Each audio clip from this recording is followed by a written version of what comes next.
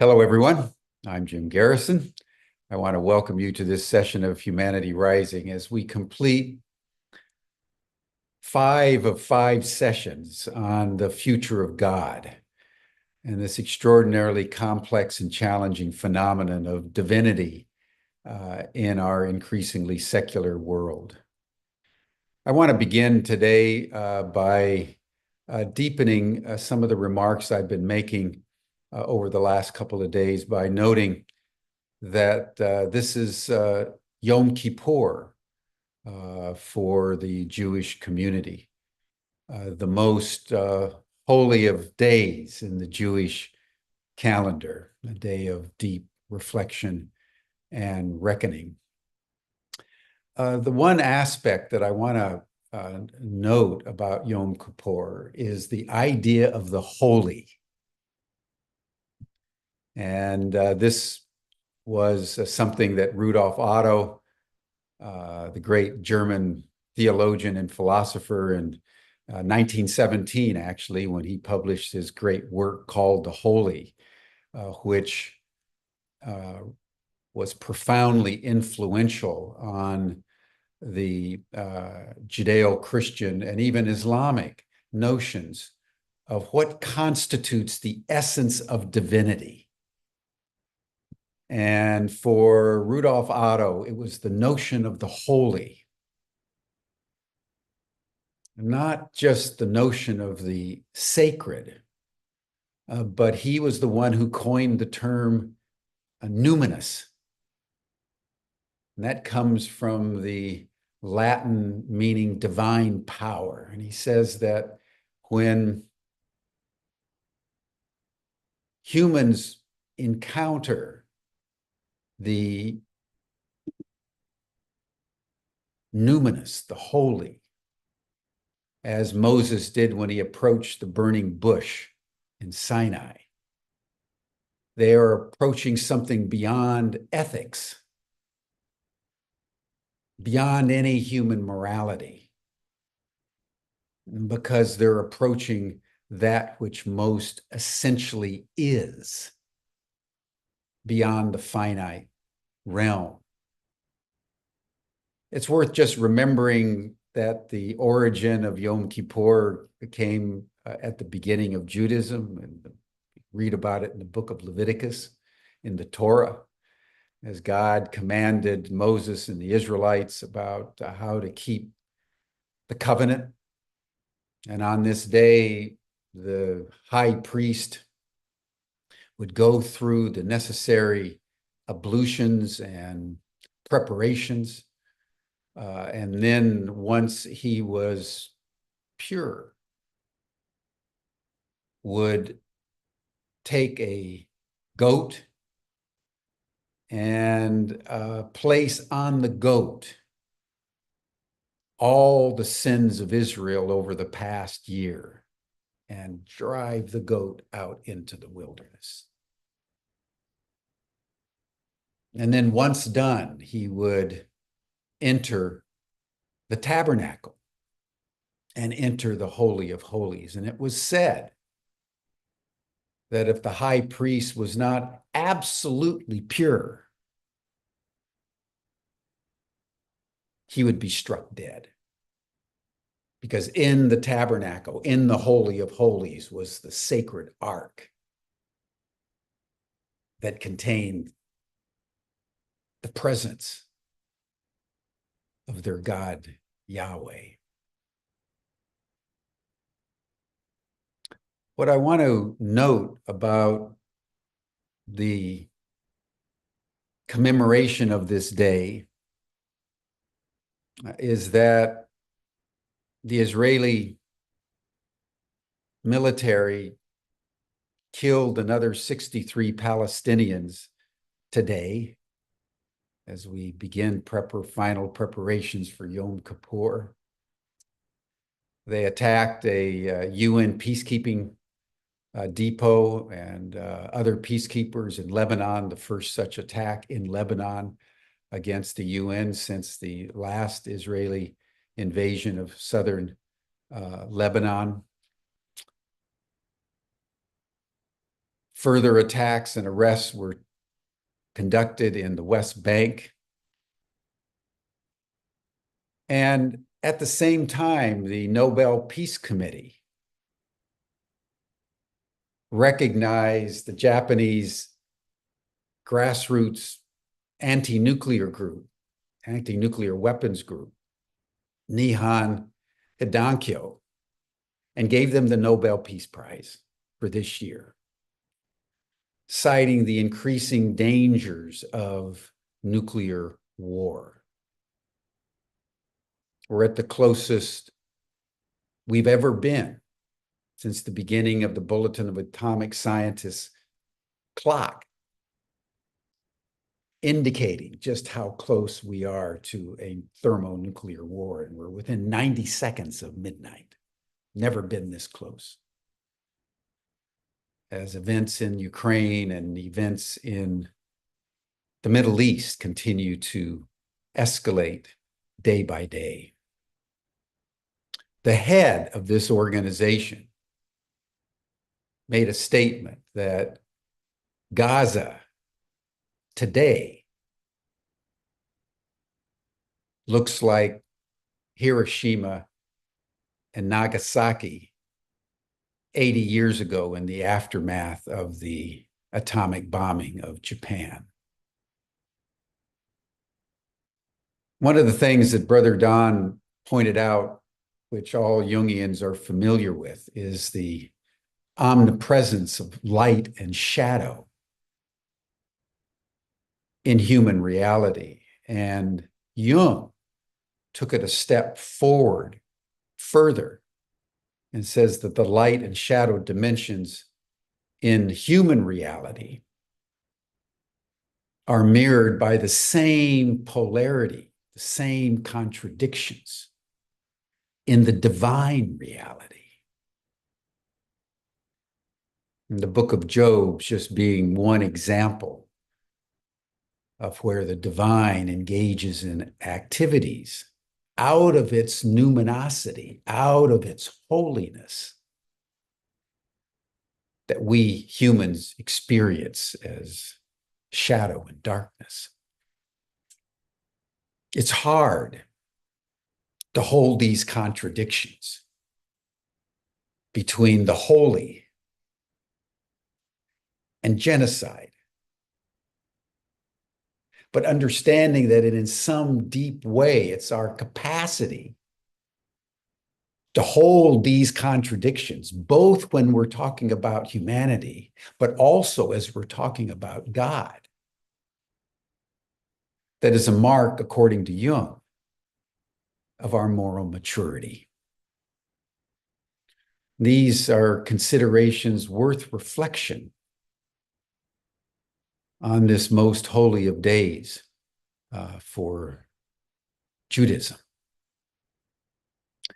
So thank you, everyone, for joining us in Humanity Rising. And I now, with great pleasure, turn the program over to Tom Eddington.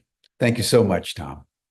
Yeah, thank you, Jim. And as always, thank you for your opening remarks. I was, in my preparation coming into today's program, also wanting to talk about contradictions. And it's just the nature of the world we're living in. But we've just experienced here in the U.S. a couple of major hurricanes in Florida, and at the same time, the company formerly known as British Petroleum, now BP, has decided they're going to remove any limitations on their drilling and are going to continue to drill. The French government has decided to cut back on their subsidies to convert cars to electric vehicles. And we have seen a number of representatives from Florida who've taken money from the energy industry to lobby Washington, D.C. on limits on the language around climate change and restrictions on energy production. And we're witnessing tens of people being killed by hurricanes. And how we hold the contradictions that are here in our life, and reflecting on Father Jostrom's opening comments in a conversation that we had with him on Wednesday, talking about a fundamental need for a paradigm shift in how humanity is being with each other and on the planet. And the paradigm shift needed to happen decades ago. And Brother Don yesterday referenced that we're likely in the midst of that paradigm shift. And the question that I hold is, how quickly can that paradigm shift happen? How quickly can we get through the process of the shift? And what's the role that our spiritual, our religious, our relationship with God, what role does that play in our lives in helping with the paradigm shift and helping each of us get through the challenges and the changes that we're all experiencing? So delighted to be in this conversation this week. I'd like to invite my good friend Michael Putz to join us and introduce our guest for today, Sister Mary Friedland from the Brahma Kumaris. So Michael, Sister Mary, welcome. Delighted to be in conversation with both of you today. And Sister Mary, wonderful to have you with us, and would love for you to help enlighten our audience about the Brahma Kumaris, the work that your organization's been doing over the last 100+ years, and share your thoughts about this conversation about the future of God. So welcome, and please enlighten us. Thank you. Thank you very much, Jim and Tom and Michael, for this opportunity to join this very pertinent conversation. And I really appreciate how Jim framed it around this idea of light and darkness and the celebration of Yom Kippur, which is the yearning in the human soul to get completely out of the darkness and into the light. I appreciate that a lot. And actually, it's very apropos for this conversation that we've had this week, isn't it? Yes. Because this whole conversation, and my gratitude goes out to Humanity Rising as well for this topic. This whole conversation is for us collectively, wherever we come from, whatever we believe, whatever our path in life is, to connect energetically in order to move all of humanity into the light. And so, yes, the Brahma Kumaris were not a household word. That's my spiritual tradition. We are an international spiritual university. We can't call ourselves a university in the United States. We're not allowed to, but that's what we are. We don't have tenured professors and we never graduate, but we are a spiritual university. We study spiritual topics, and our main topics are the soul, the supreme soul, and the significance of this time in history. These are the main things that we study.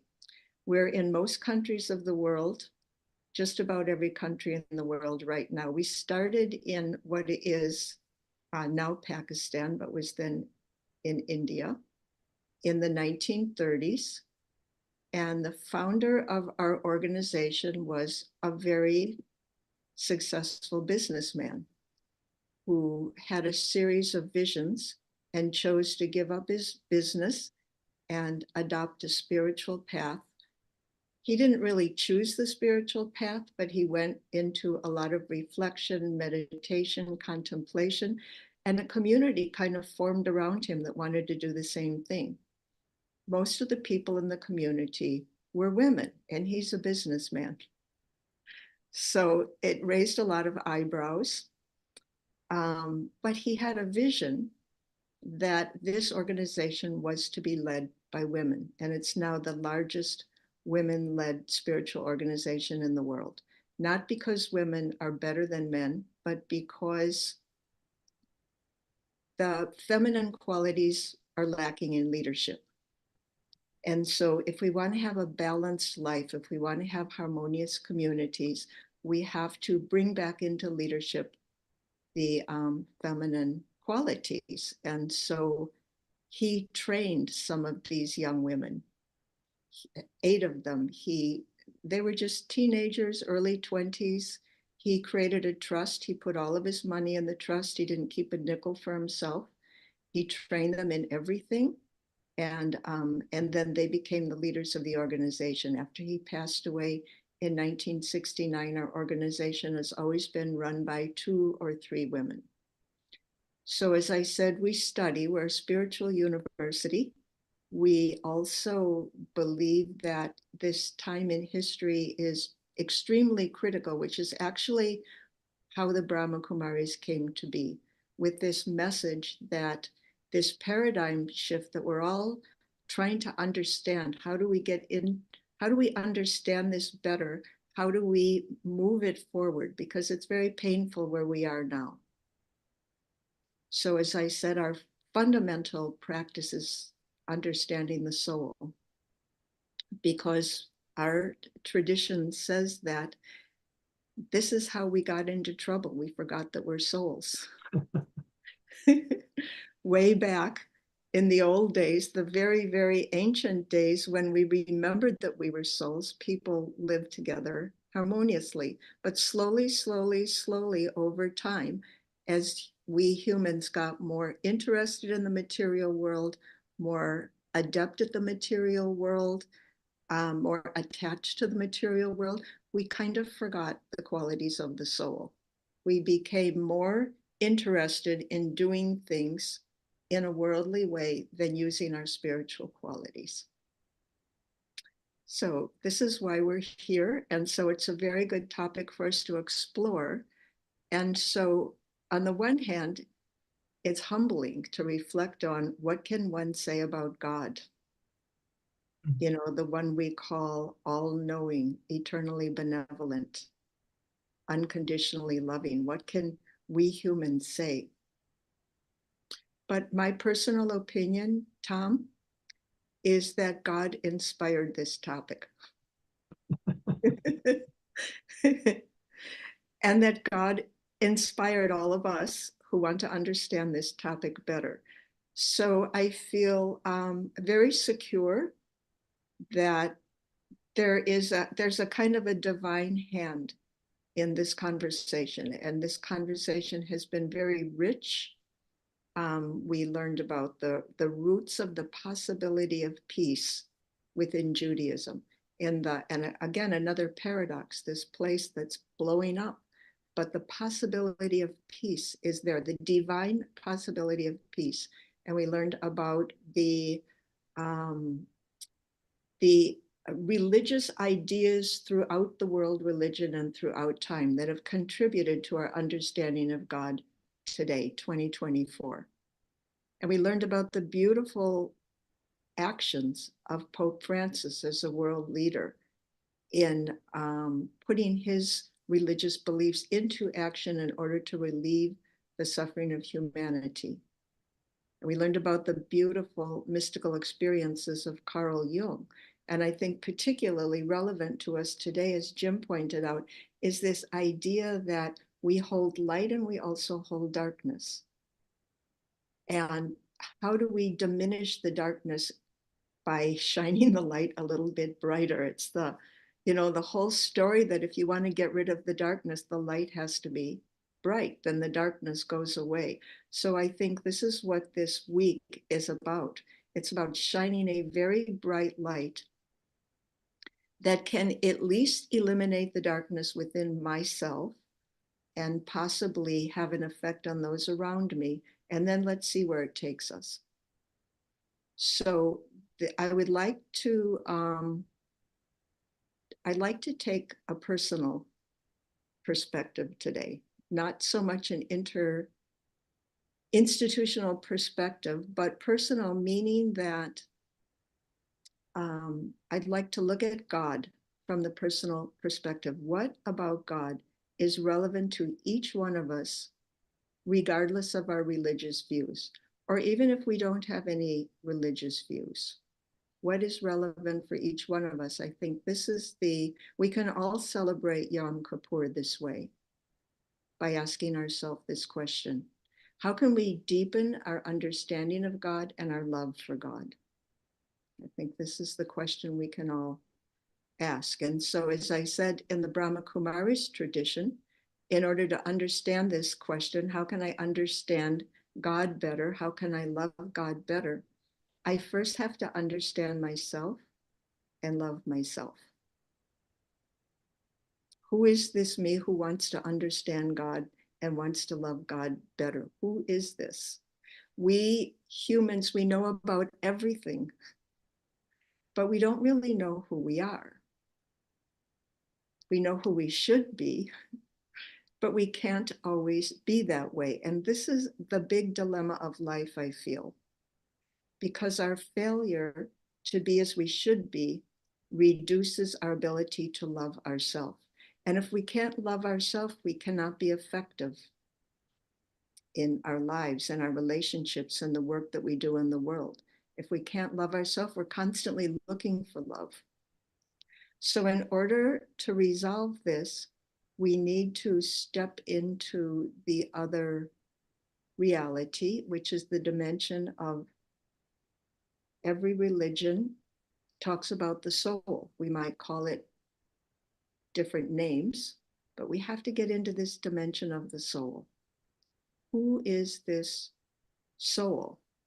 And if I can understand that better, then that's going to help me understand God better. Who is this me? Who's the soul? Every religion has practices of contemplation or meditation or silence or introspection that help us enter into this other reality, because in this reality, there's nothing that the five senses can pick up. So we have to enter this in silence. We have to do it in reflection, in that place where we're just souls. And then we have to take what we experience, take what we learn, and then bring it down. Now, here I am, a soul living in a body. So what's the reality of the soul? I know about the reality of the body, but what's the reality of the soul? So we have to understand the spiritual component of our humanness.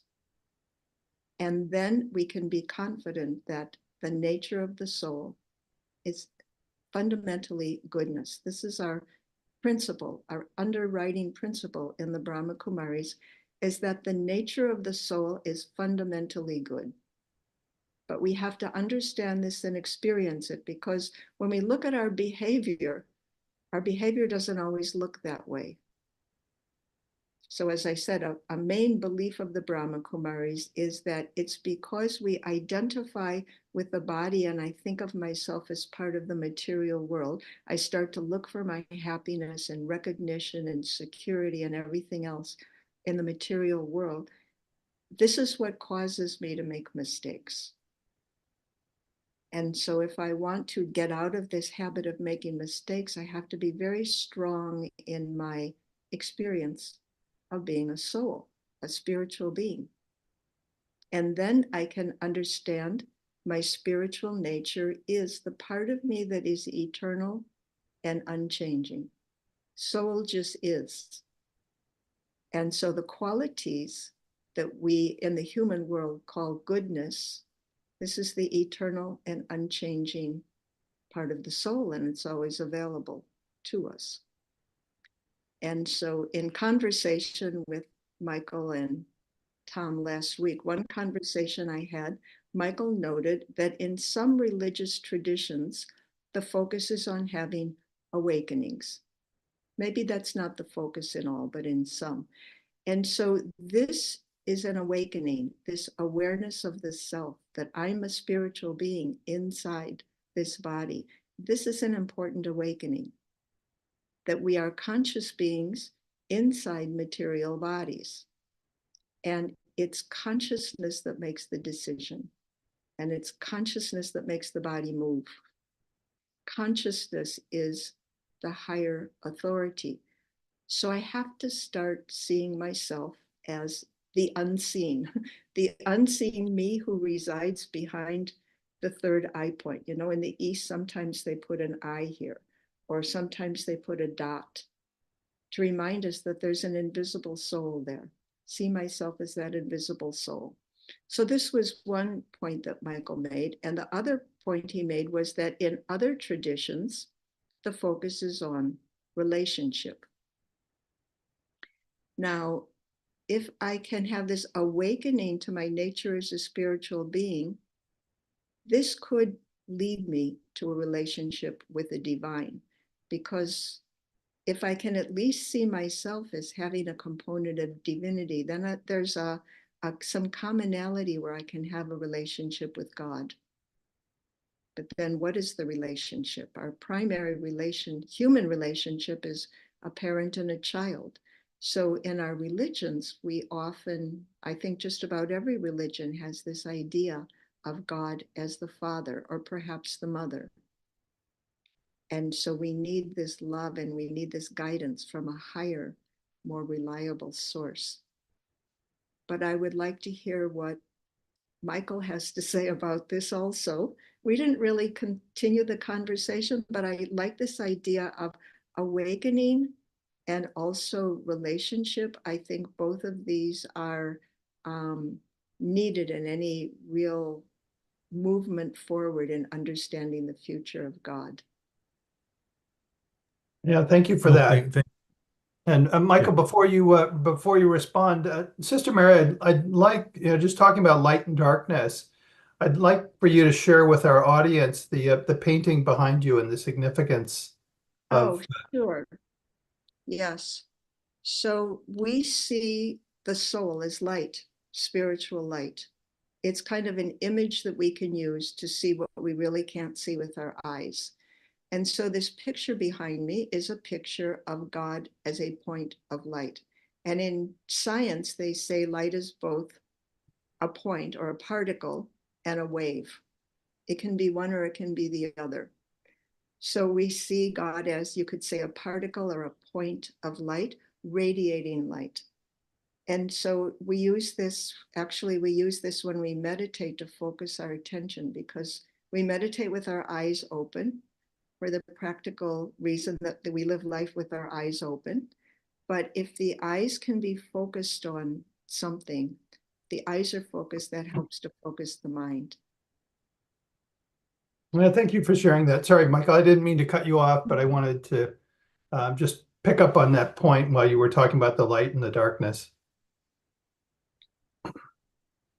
Yes, it was very beautiful. And so,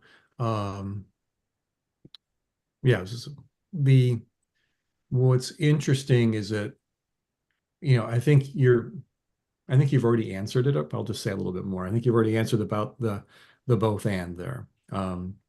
There are some paths that emphasize relationality, God as person, the personhood of God.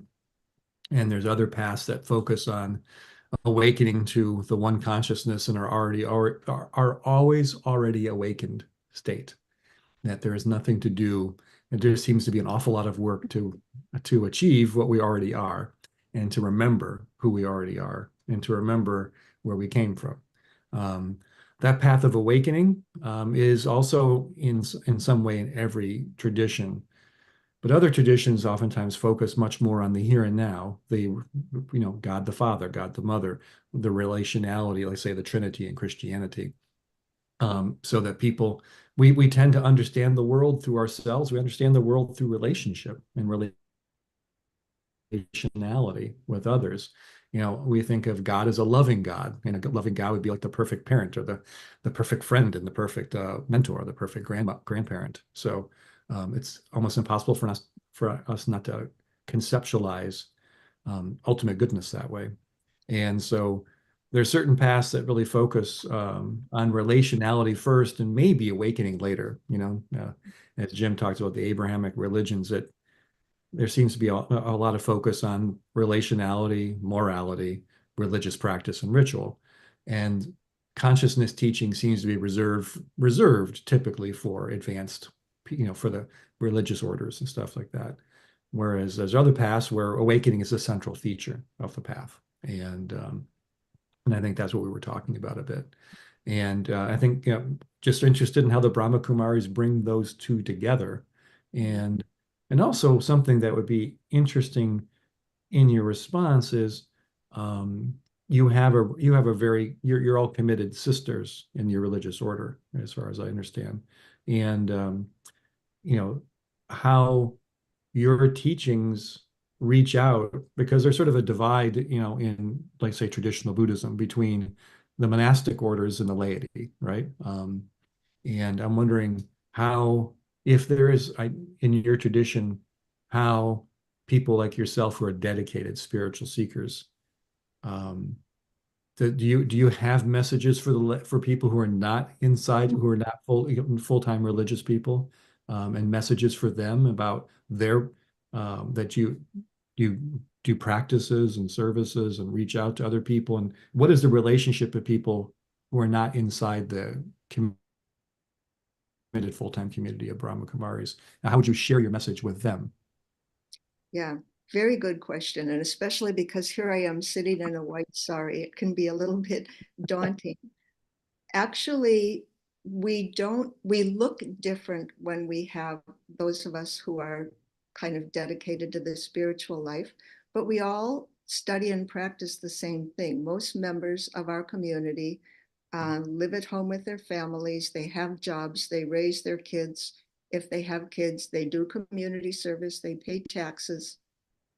And actually, even in India, where our tradition started, and there are lots and lots and lots of people like me who want to go to the center and dedicate their life, it's not so common in the West. And so typically, outside of India, those who dedicate their life also have jobs, because we have to contribute to the support. One thing is we have to contribute to the financial support because each center is self-sustaining. And the second thing is that if we're spiritual beings, we should be out in the world, not hidden away, right? The Buddha, for example, wanted to know how to end suffering in the world. So he left his palace and he went and he sat under the Bodhi tree for I don't know how long, maybe a long time. And he got his answers. And then he got up and he went to the river and he washed himself. And then he went back to where he came from and started teaching people. Because if you have something that's valuable, you should be sharing it with others. This is kind of a universal law. The more that we share, the more that we benefit. So we do have a community of those who study with us every day. So that's kind of a cutoff point right there. We study together very early in the morning. We meditate very early in the morning. We have practices around food because we understand that the food that we eat affects the mind. So we have practices around how we prepare food and what kind of food we eat, and even the consciousness that we eat the food in. We have what we call 4 subjects that we study every day in this university. The first one is yoga, which means we meditate. The second one is gyan, which means spiritual service. The third one is dharna, which means whatever comes up in our class in the morning, we should be applying that in our life during the day. We should be with other people, and if it's about patience or tolerance or seeing others as my brothers, whatever it is, I need to practice that every day.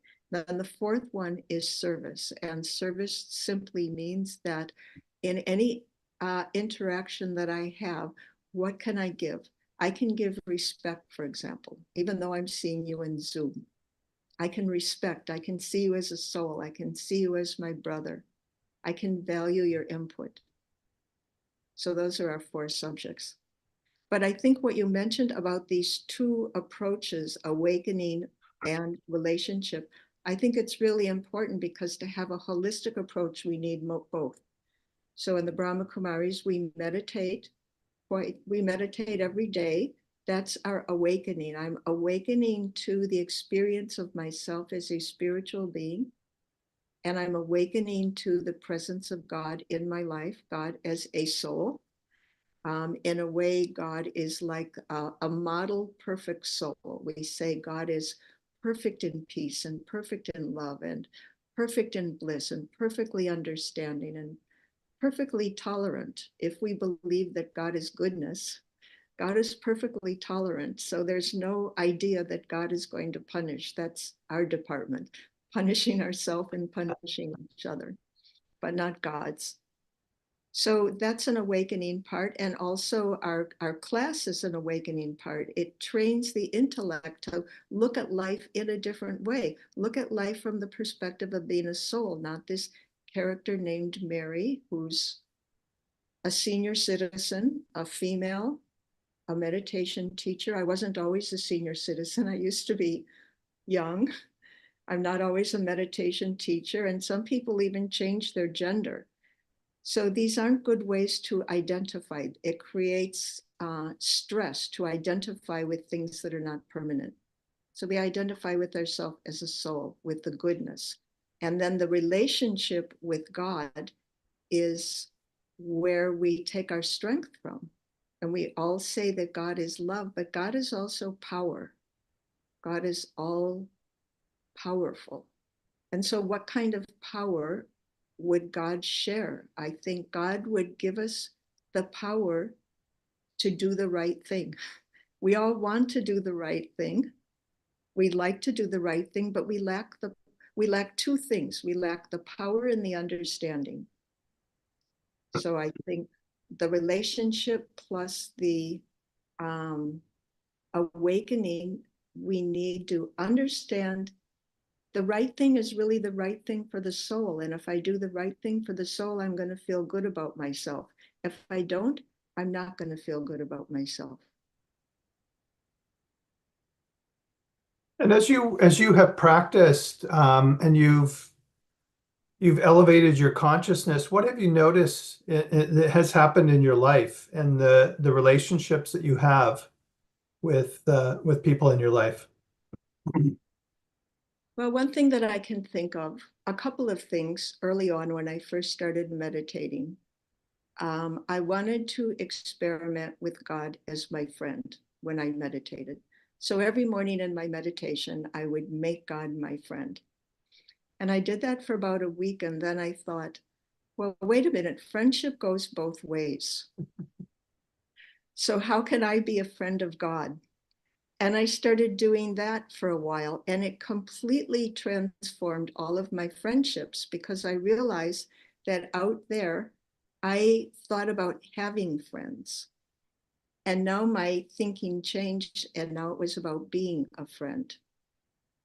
And so I appreciated my friends more. They appreciated me more. I gave them a lot more freedom. They gave me a lot more freedom. Because when I started kind of a serious spiritual path, my lifestyle changed. I didn't do a lot of the things I used to do. So in order to have friendship, there needed to be some changes in how that friendship took place. And so that was one big change in my life, a really deep understanding of friendship. Another one, I would say also early on in my spiritual life, I accepted the idea of God as an incorporeal soul, a being of goodness, like a point of light. But I thought, how can I have a relationship with a point of light? So I promised God that whenever I asked him for advice, whatever I heard is the answer, I will do it. I practiced in advance because I really had to test, do I really have faith that God is all knowing, all loving, all caring, all powerful, etc. So for a while, I didn't ask for anything because you always think that God is going to tell you to do the one thing that you don't want to do, right? You know that you should do, but you don't want to do it. And that's what God is going to tell me to do. So I didn't ask for anything for a while. And then I started just asking for simple things. But what happened was the answer that I would get when I would ask God, it was something that I never would have thought of myself. And it was very delightful, actually. It was always some virtue or some, form of kindness or some form of self-respect, something that I could do that was uplifting, that would make things work better for me. I love that shift in your consciousness and your intentionality, both in your relationship with God and relationship with your friends and relationship with yourself. And so I think that the third module, which I'm adding to awakening and relationship, is practice, because we have to practice, because we have such deep habits that have formed from thinking that I'm this character named Mary and my whole future depends on how well the character named Mary does, and who likes the character named Mary, and who the character named Mary knows, and what the character named Mary is going to get invited to do next. It's so we've got to practice changing our habits. I'm a soul, you're a soul. We are both children of the same God. Every soul is a being of love and peace and bliss and purity and power. And sometimes we know that, maybe most of the time we don't.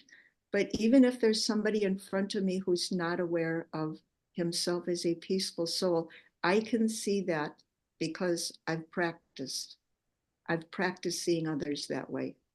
Even if the character named Mary doesn't like them, I've practiced seeing them that way. And so through that practice, I can do it.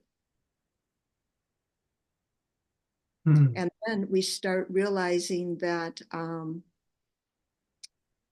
we've got to clean up our consciousness. It's not just about how I look in front of the camera, but I've got to clean up my consciousness, my feelings and my beliefs and my opinions have to be very, very clean and pure, because as a soul, as a spiritual being, I'm constantly emanating energy, and people are picking up that energy. And so I can say, oh, Tom, you're such a nice person. And inside, I think you don't like me. You'll pick that up, that vibration, and you'll trust the vibration more than the words. Yeah, I wanted to pick up on a point you shared a moment ago. I've had a long-standing, almost 20-year relationship with Medicine Buddha, one of the Buddhas in the Buddhist tradition. And when I first started learning about Medicine Buddha and the practice, I was encouraged to visualize and look at the image of Medicine Buddha and visualize Medicine Buddha and do the mantras. And at some point, I shifted from just looking at this image of Medicine Buddha on a tanka or however it was presented to this is a being. And at some point, my practice shifted from I'm looking at this image or I'm visualizing with my eyes closed this being to actually having a relationship. And at some point, my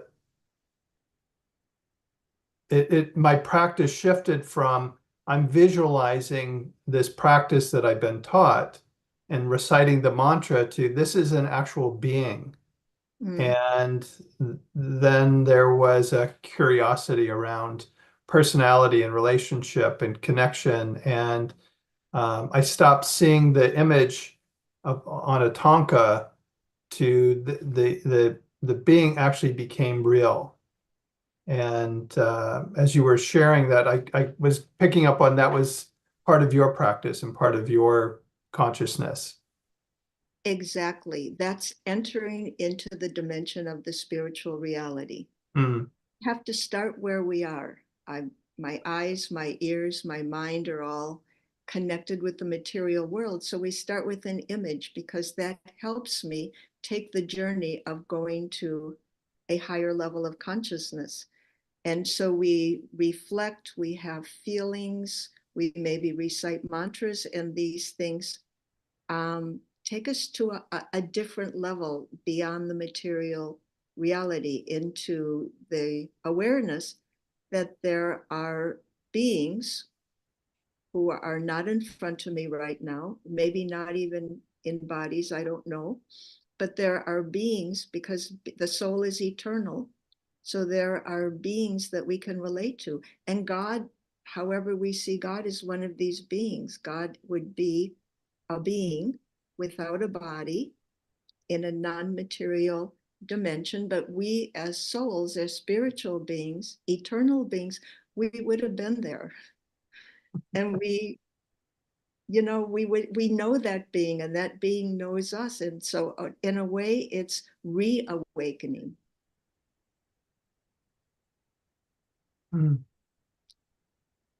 And bringing us back to what we know eternally, but we have forgotten. And I think this whole darkness is because there's so much that we've forgotten, and we're paying attention to the wrong things. We're over focusing on the wrong things. We're over focusing on what can we do in the material world in order to get a little bit of benefit right now. And so, we've got all these chronic wars going on. And so a lot of people get killed, and then we say, okay, enough, let's have a ceasefire. And let's even have an accord. But there's not a change in consciousness. And so for any change to be lasting, it first has to take place at the level of consciousness. And so on a personal level, it means, personally, I remember when the war started in Kuwait and we were watching all of that on the television, I personally made the commitment to give up violence within myself, because I looked at the television and I saw this is what violence looks like. But I'm still working on that commitment. So no, I'm not 100% nonviolent, but this is, this is where the practice comes in. As we have the awakening, we know it's right, we know it's good, but we have to make this effort to change our old way of looking at things and all our old way of thinking of things.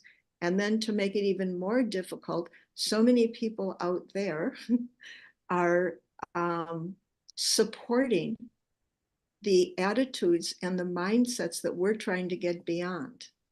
So we don't have a lot of support. But I think the power that we can get from God is the power to do the right thing, even if nobody else is doing it. Yeah, thank you. I'm curious. I mean, we know that humanity is consuming the equivalent of 4 planet Earths, and we only have one. The population will continue to grow by a couple of billion people over the next several decades, and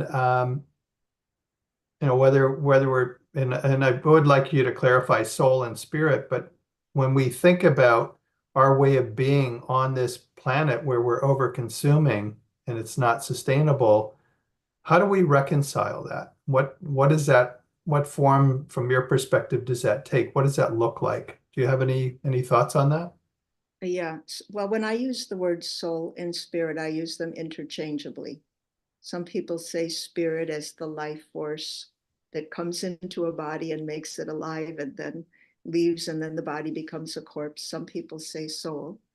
But I think this over-consuming, again, it's almost a comical result of our belief that happiness and satisfaction come from the material world. And of course they don't. The soul thrives on love and peace and cooperation and sharing and unity, but we forget about that. And so if I don't feel good, well, let me go shopping, or let me find more friends, or let me go to the baseball game. And then if my team doesn't win, then let me drown myself in whatever. And so it's this, more and more and more, but it's not satisfying us. So then we need more and more and more. And so, yes, at some point it's not going to work anymore. And so this is another big awakening that humanity has to go through, that the material world cannot fulfill the needs of the soul. It's nice if we have nice houses and we have nice cars, maybe we can afford a Tesla, I don't know, but houses, and we use Earth's resources conservatively, economically, and respectfully among the ancient people, particularly the Native Americans. There is a great importance put on respecting the material world and using everything in an economical and respectful way. And that's been lost, in this country. And so if we don't, the point is going to come, and the climate scientists are telling us it's right around the corner, where there's not going to be enough. And so are we going to wait until there's not enough and then panic and then finally get it? Or are we going to get it sooner? And one spiritual law is that we are responsible for our actions, and that whatever energy we put out there, that energy is going to come back to us. The Bible says, as you sow, so shall you reap. You plant an apple seed, you're not going to get an orange tree. And so whatever our relationship is with the earth, that's going to come back to us at some point in the future. And so we have to take that into consideration. Personally, it will come back to me, and collectively, it will come back to me. And so, I compost. I started this on Earth Day this year. I pay a company $15 a month so that I can take my vegetable scraps down the alley and put them in the bin, and then they make energy out of it. And sometimes I say, like, why am I doing this? Am I going to do this when it's still snowing? But the answer is because it's the right thing to do. And so if we can hold this consciousness, it doesn't make a big difference in the big scheme of things that I'm composting, but it's the right thing to do. It's my relationship with the earth. It's because I respect Earth's resources. And that consciousness is going to come back to me at some point.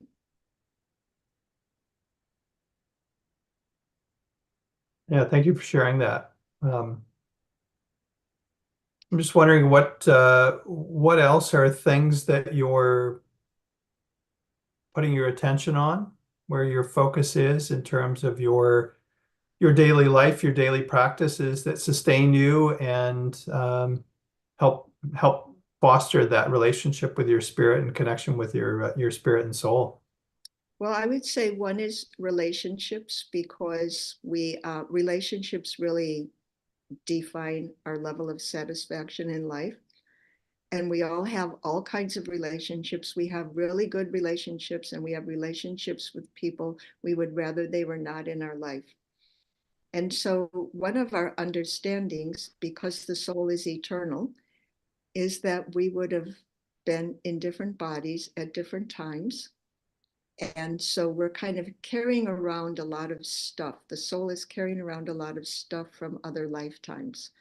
And so all of these people, it's not a lot, but the people who come together decide to become Brahma Kumaris, we're carrying around some stuff with these people from the past that has to be resolved. And we have very, very different ways of looking at things. I mean, for example, I grew up in the Midwest, and when I became a Brahma Kumari, I moved into the center in San Francisco, where there were Indians, Filipinos, white Americans, Black Americans, Japanese, all coming from different cultures. And we all had to get along together. And I remember once all of those who lived in the center, the dedicated ones, we were having a meeting. We were going to have a big program. And Sister Chandru, who was the director of the center, she listened to what everybody said. Everybody had a different idea about what we should do. And she just listened. And then she said, you all have master's degrees. You're all very good. You all have very good ideas. Now, what are we going to do? And so it was the point where we had to put aside our own ideas and come together as a community, harmonize with each other, and create something. This is a really, really big thing, within any of our communities. And this is a big part of my spiritual practices. I could say, I'm the coordinator of this center, and so this is how things are going to be done. But this doesn't get us anywhere in terms of awakening the soul. Is in order to really come into who I really am, I have to give up this, I am the coordinator. It's a role that I play, but in order to create something in God's likeness, you could say, we have to all come together and everybody has to contribute what they do beautifully, because every soul has some good quality. Now, the reality is every soul always also has some faults and weaknesses and bad qualities, and it's easy to see the faults of others. But the spiritual path is see their good qualities, not their faults. And so one thing that I learned as a coordinator, and I learned it the hard way once, I called our, when I first came to Chicago and I was the coordinator, and there was a person here who I felt was really not doing the right thing and always dropping the ball. And I really didn't want this person here at all. So I called Sister Mohini in New York, who's in charge of the Brahma Kumaris in the Americas. And I started giving her my whole laundry list of what was wrong with this person. And she said, what about the virtues of this person? First, let's talk about the virtues. And after we finish talking about the virtues, then we can talk about these things. And so very practical examples of what it means to be a soul in a body, spiritual light being manifested through a physical form. Yeah, picking up on that point, I'd like to circle back to a comment you made before when you were talking about happiness, and I make the distinction, rightly so, between happiness and joy. Mm-hmm. And I hold happiness as temporal and fleeting, Mm-hmm. and joy has a very different quality to it. And I'm wondering if you could speak to that, particularly in the conversation you had with your sister in New York about the virtues versus the Right. Joy is an intrinsic innate quality of the soul. And so if we're not blocking it, we're joyful, like babies are joyful. That's joy. Happiness, as you said, is temporary. Happiness comes from something happening. Something good happens, and I'm happy. But the problem is when that stops, I lose my happiness. And so joy is something that ideally we cultivate it within ourselves. We practice joy.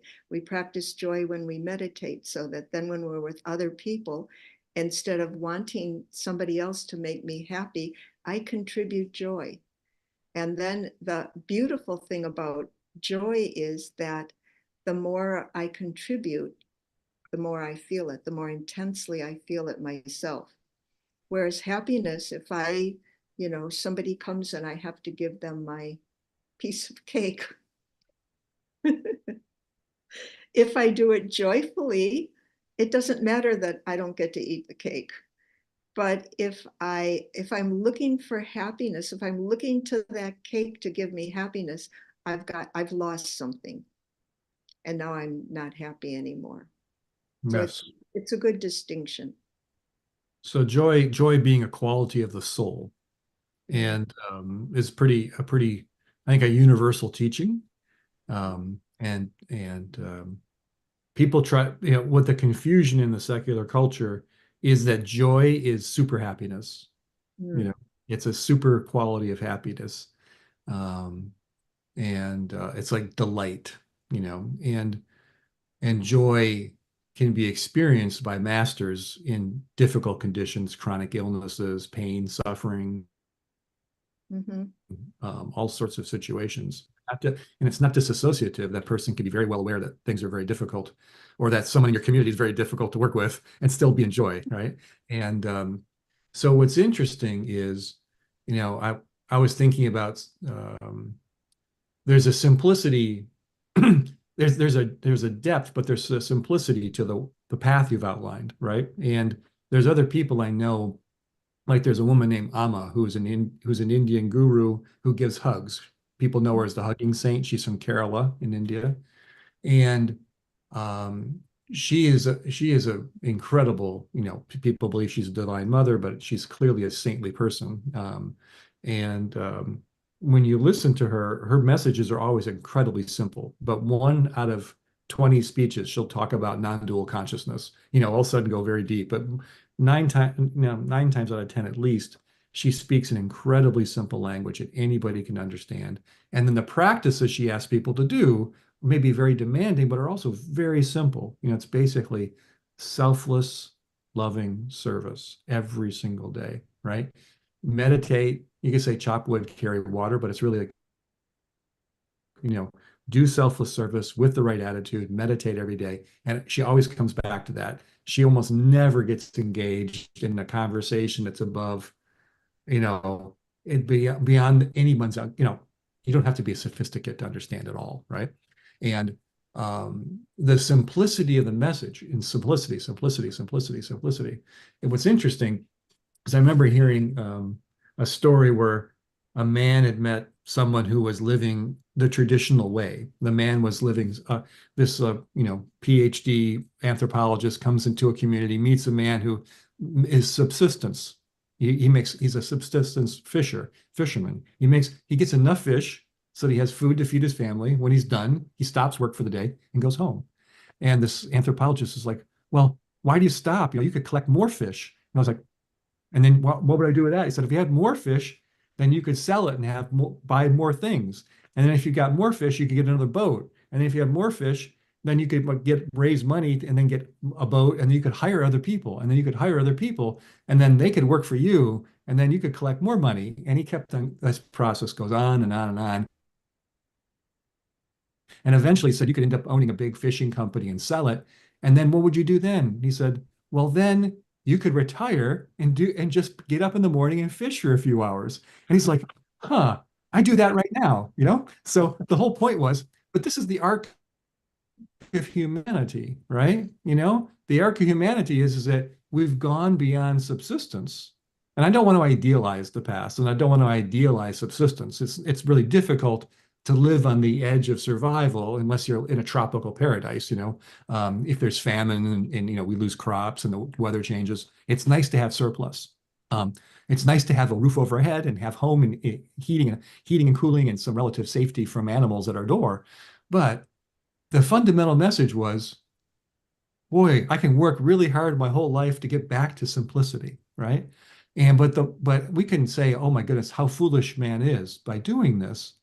But what I wanted to ask about is, having said that, we have 8 billion people on this planet, and the vast majority of them either are in this process of trying to become more and more complex, or wishing they could become more and more complex. They had the privilege of climbing the ladder, having the Western lifestyle, being, we've had a 500,000 people raised out of poverty in 40 years in China, which is remarkable. But we've also now created one of the largest middle class in the world of people who are striving to buy cars and do all the things that Western people have done. And they're striving and struggling and trying to become more complex and further from peace, further from their soul in many ways, right? Not closer to their soul. And having said that, that's the world we live in. There seems to be the vast majority of people are striving to become more and more complex so that one day they could be at peace. One day they could have enough money. One day they would arrive, right? And it's difficult to say, well, look how foolish you are in this journey. Everyone's on the treadmill.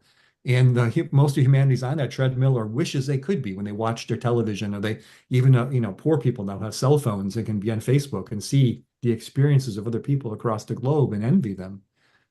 The challenge I wanted to ask you about is, once someone has made that, someone asked in the text, like in the chat, about how did you come to this place of simplicity yourself?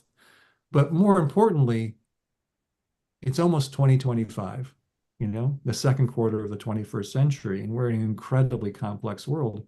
How do we reach people who haven't had that awakening? How do we communicate to them the soul? How do we, and is that, and I would say I'll just say what Amma would say is that, well, she's a shining light, but she does something different. She gives people's hugs, and I'm not going to say that I understand her mind, but it's a very wise strategic move. She's going, people, they're hungry for contact, they're hungry for human relationship, and she gives thousands of hugs a day, right? And people come to her, they don't care about God or spirituality or the soul. They just hear this woman is the divine mother, and they melt in her arms and she gives them a hug. So she tries to break through the modern world by being the hugging saint. And then people then might waken up to something inside themselves and they go, what was that? I want more of that. And then they might become curious, but they wouldn't have walked through the door unless their best friend said, you should come see this lady. You should come see her. Her hugs are beautiful. You should come see her because she's peaceful, And so Amma, whether it's strategic or not, has found a way of reaching the busy Western mind, the super busy, overloaded Western mind. And it's like once someone has touched the soul, all these messages are so easy to receive. But when if they haven't touched the soul, they seem to bounce off of them like off a brick wall, right? And so, how do we break through? How do we break through to someone who already hasn't awakened to the soul, from your perspective? Yeah, it's a good question, and I think Amma does it she doesn't try to go through the mind. She goes deeper than the mind to the heart, and I think that's the answer. Is that particularly the Western mind? We're just spinning our wheels. It's fun, but we're just spinning our wheels most of the time, and it's not going to get us to a deeper understanding. To get to a deeper understanding, we have to go into some quality of the soul is where we have an awakening. It can be the quality of love, can be the quality of peace, many ways that we can have an awakening, but definitely not through the mind. Now, it's good to use the mind to study, but that's not where the awakening is going to be. And simplicity is a virtue. It's every soul possesses the potential to live a life of simplicity. Simplicity simply means I'm not dependent on the outside world. And definitely everyone has a right to prosperity. We shouldn't say, here's the cutoff point. We have what we have, and now nobody else can have this. Every human being has a right to prosperity.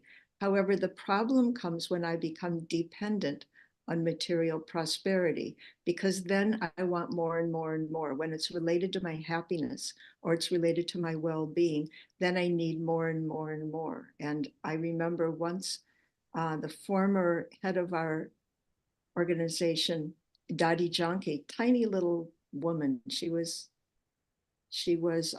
to be 104 and very active. And she was maybe about 90 at this time. And we had all gone to our headquarters in India, and we were going to have retreats, and we were going to get to see Dadi. And then Dadi went into the hospital and had heart surgery. And after the heart surgery, she was supposed to be in the hospital for 2 weeks. But she stayed 1 week because she wanted to come out and meet us all. So she's in the auditorium. She's really tiny. She's sitting in this big chair, and she's really, really happy, and probably held together by her sari because she just had surgery. And somebody said to her, Dadi, you just had surgery. How can you be so happy and smiling? And Dadi said, well, my face doesn't hurt. And that's simplicity. We don't have to tell big stories about what's happening. Simplicity just means, this is what's happening. What can I do right now? How can I make things better? But definitely simplicity. I mean, Alma lives in that realm of interconnectedness of souls. So she can read the suffering in souls, and she's not going to try to get through their mind, even if maybe she's talking about non-duality. But what she's trying to do is get people out of their mind, beyond their mind. And so simplicity is definitely related to awakening, because if we get too complicated, we're going to block it from happening.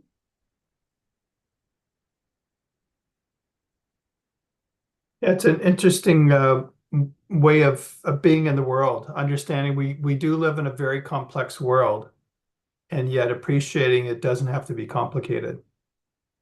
Right. And so those who take vows of simplicity, for example, Catholic clergy take vows of simplicity. And in the Brahma Kumaris also, we don't have a formal vow, but the idea is that we are responsible for what we consume. And if we overconsume, we're going to have to pay the bill. If we can consume less and share with others, that's good. Or if we can just consume less and not pollute the planet, that's good also. And it's done out of love for the planet, out of love for humanity. It's not about depriving oneself of anything. And so those who live very simply, it's because if I live simply, I've got more space in my mind to love God and enjoy life. Yeah, it's funny. I mean, there are many of us who walk around as shallow breathers. There are other folks that have put more intentionality into their breathing, to take deep breaths, to belly breathe, to understand the relationship of breathing. But there's so many of the practices, so many of the things that you're referencing that remind me that life can be that simple, of just doing practices, doing things like we breathe, the way that our body functions, that our mind can function, that our spirit does function. And sorry, I didn't mean to cut you off. No, please go ahead. Within our religion, we have so many simple and profound truths, such as you sow, so shall you reap. Do unto others as you would have others do unto you. Kindness begets kindness. Love your neighbor as yourself. One good turn deserves another. Honesty is the best policy. My mother used to always say, 2 wrongs don't make a right. We have these simple, profound truths that could make life work better. And we look for something more complex because it's difficult to practice. And this is where we have to take the power from the Supreme Being. It's difficult to practice these things. It's easier to justify my actions, to be like, excuse me, an attorney, and defend myself and be like a judge and judge other people. That's easier for us. And so simplicity takes a lot of discipline. Well, on that note, I'd like to invite Jim back to help us close out the program today.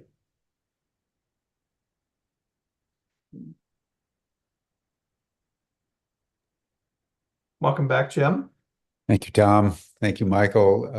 Thank you, Sister Mary. It always fills my heart with happiness when you Brahma Kumaris come on our Humanity Rising programs. I so respect and honor what the Brahma Kumaris have been doing, not only because your founder had the great wisdom to turn the leadership over to women, but also, and this is what I'd like you to comment on, just to deepen our understanding of the Brahma Kumaris, but also because I think it provides a potential model for the kind of deep ecumenism that needs to shape the human future. When most of us think of ecumenism, I stay a Christian, you stay a Jew, he stays a Hindu, but we basically have mutual respect. And what you have done is you've really brought different traditions Western and Eastern together in a synthetic way to, in some fundamental sense, create a new thing. Mm. And I've always, admired that. It's not easy to do. But I'd love to have you speak a little bit to that, because I think it's important in relationship to what Brother Don was saying yesterday about, dispirited Christians and Jews going to Hinduism or Buddhism, going through a process in the Eastern side, recovering their own archetypal forms. And so that they go, they arrive at the end of their exploration, they arrive at where they started and know the place for the first time. But you've done something different. You've really embraced multi-religious heritage and brought them into a singularity, and would love to have you expound on that. Well, first of all, I don't think I created anything, but I think it's going back to what we all have in common, which is the intrinsic qualities of the soul. And these souls are expressed very beautifully in different ways, in different religions. And if we can look at every soul and see that spark of light, if we can see how is God reflected in that soul. Now, it's easy to see it I can see that spark of light on your face, and it's easy to see it, but what about somebody who's angry at me? Can I still, with my third eye, with my spiritual vision, understand what is not visible to my two eyes? And I think in different cultures, in different religions, the beauty of the soul is expressed in different ways. What happens is, let's say I'm an American, and in American culture, we have developed certain virtues and qualities, and we can get stuck and say, these are the most important virtues and qualities there are. Everybody on the planet should have these virtues and qualities. I can think of one project that the Brahma Kumaris did maybe in the 80s for the United Nations. It was an anniversary of the United Nations, and we did this project called Global Cooperation for a Better World. And we just asked people all over the world, what's your vision of a better world? And they could say something, write something, make a painting, do a dance, sing a song, all kinds of things. We did this for 1 year, and at the end of the year, we had all of these beautiful things, and we wanted to somehow present it to the United Nations. So a statistical analysis was done, and it was found that there are 12 virtues that are present in every single culture. Respect, love, peace, freedom, cooperation, 12 of them, every single culture. And so this gave us a really big understanding. What do we all have in common? Regardless of socioeconomic status, religion, culture, language, or anything else. So this is what we focus on. If we can reach out and address the need of another soul for respect, or for freedom, or for being valued, or to be in a peaceful, comfortable environment, or security, then there's a connection, a brotherly connection made. It's already there, but we're leery of each other because we don't always meet the needs of the soul. Yeah, every human being has a soul. And Plato said the task of both philosophy and spirituality is what he called the enlargement of the soul. And you folks are really plumbing those depths. So I just really want to acknowledge you and the Brahma Kumaris. It's a great organization.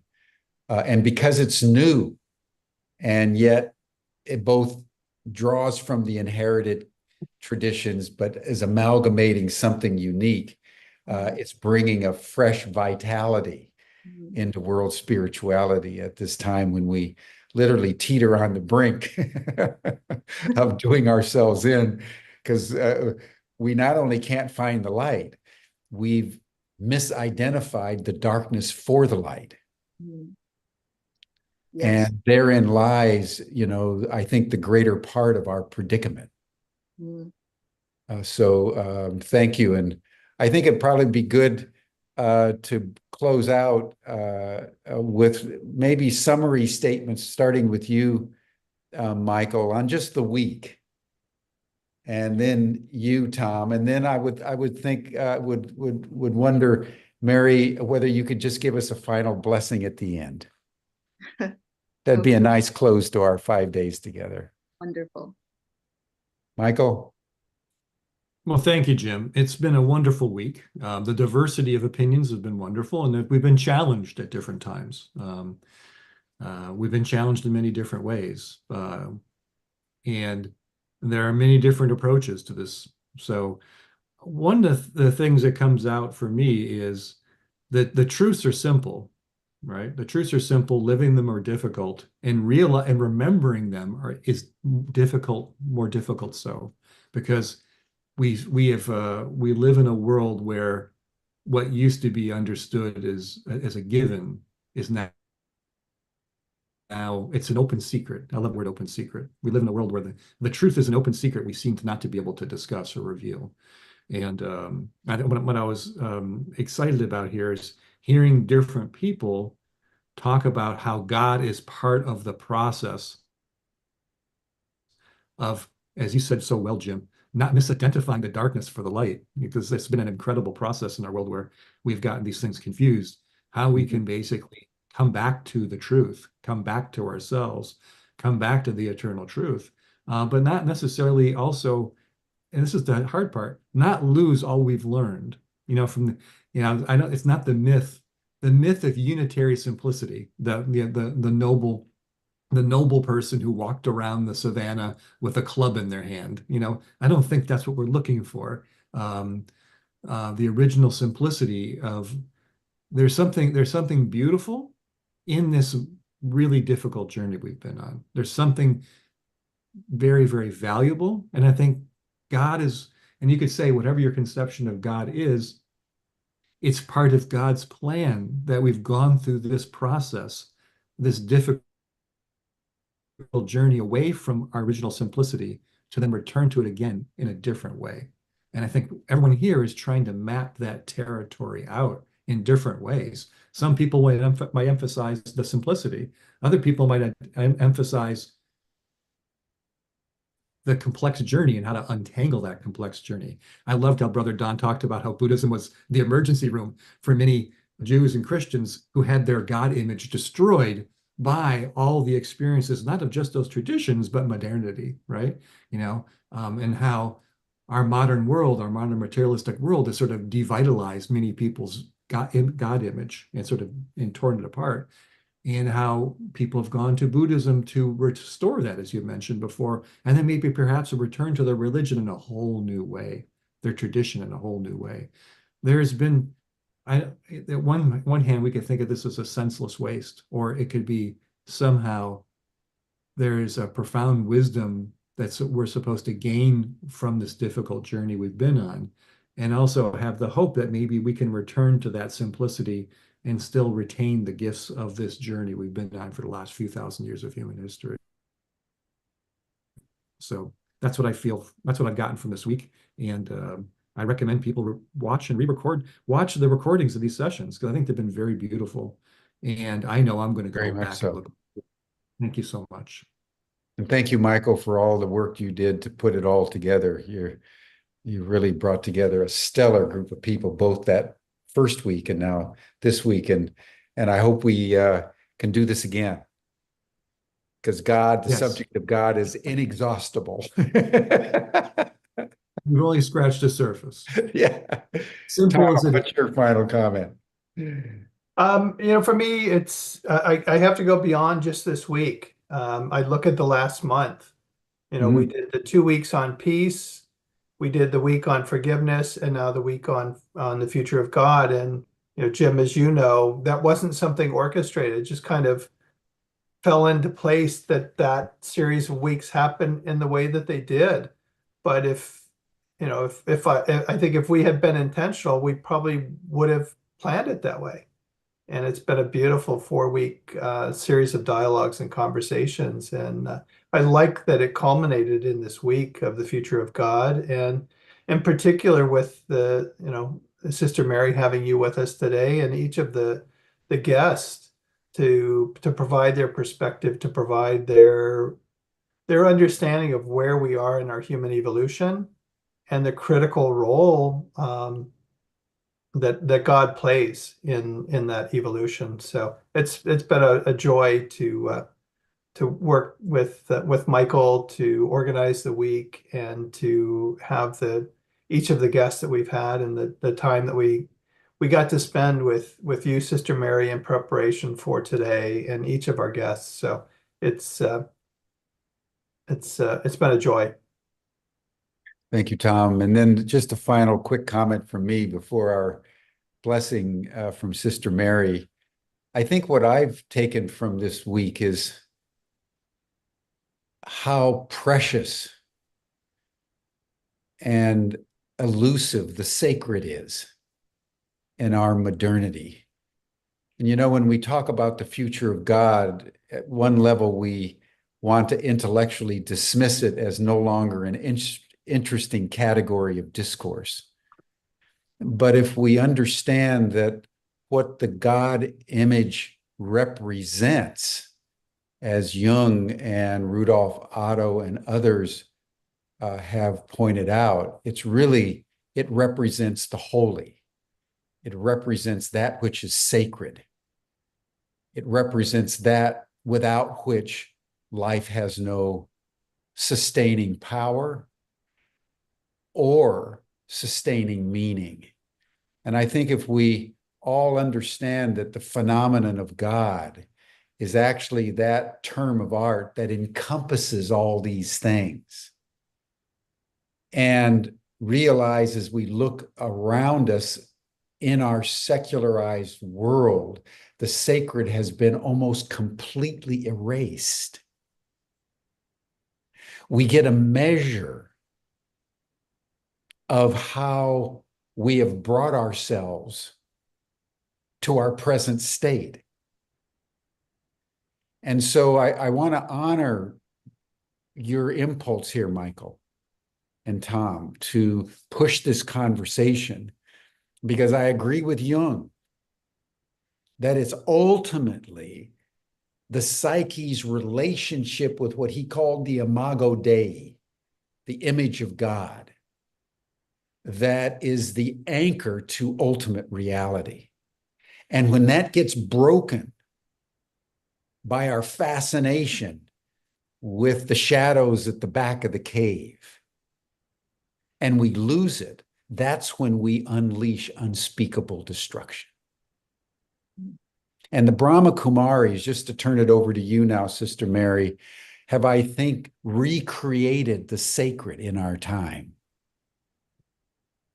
in a gentle but compelling way that I think is going to grow over time and help shape those of us dedicated to a better human future. So I just want to thank you and thank your organization and Sister Jante and all the great women in your leadership for everything that you're doing at this moment in evolutionary journey. So give us a final blessing. Jim, actually, this was predestined, because I have this blessing card right in front of me waiting. So Amma gives hugs and the Brahma Kumaris give blessings. And the blessing is it shines a light on the soul so that you can see what's inside your own soul, because usually we don't know how to see it. So here's the picture. Can you see this? So you see this beautiful kind of mandala, and in the middle, there's like a diamond. You could think of that diamond as yourself, the soul. Or you could think of that diamond as your blessing. The other side, I'm going to read you the blessing on the other side, and then I'm going to turn it over so you can see it. So your blessing today, you are as strong as you are gentle, as brave as you are humble, and as wise as you are innocent. So we started out talking about paradoxes. You are, see if I can remember it. You are as strong as you are gentle, as brave as you are humble, and as wise as you are innocent. So that's a blessing for everyone today. Yeah, that's as good as a hug. Thank you so much. Thank you so much, Sister Mary, Michael, Tom. That'll bring us to a close for today, everyone. You're welcome to join Mary and Tom and Michael for a few minutes in the after chat, and then we will commence Humanity Rising again next week with a whole series of other speakers. Thanks, everyone. And Jim, thank you for that close. It was very, very beautiful.